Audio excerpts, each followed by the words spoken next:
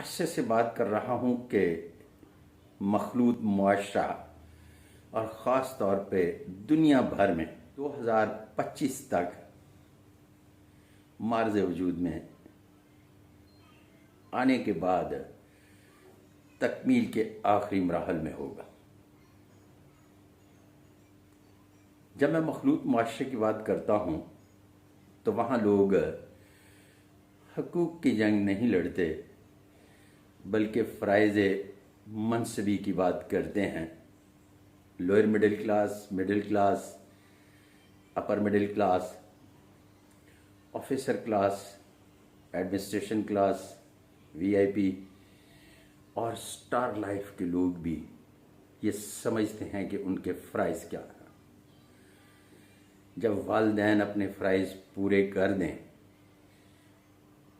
तो बच्चों को फिर हकूक़ की जंग नहीं लड़ना पड़ती। दुनिया भर में अब लोग फ़राइज़ याद करवाएंगे, हकूक़ की बात नहीं करेंगे। और जहाँ जहाँ फ़राइज़ की अदायगी मुकम्मल होना शुरू होती है वहाँ हकूक़ की जंग ख़त्म हो जाती है। आगे चलकर चंद एक एपिसोड में मैं आपको बताऊंगा कि अगर गटर साफ़ करने वाला भी अपने फ़राइज़ से गफलत नहीं बरतता तो मोहल्ले में गटर उबलकर गलियां और आने जाने वालों के लिए वो गंदा पानी मसला पैदा नहीं करता, इसलिए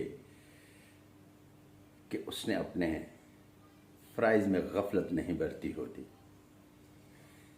जिन मुआशरों में फ़राइज़ की गफलत नज़र आए तो समझ लो कि वो मुआशरे अभी ज़ेर तकमील हैं, और वो सब मुआशरे जहाँ फ़राइज़ में गफलत का हर शख्स मुर्तकिब होता था वहाँ ये तकमील पाने जा रहे हैं।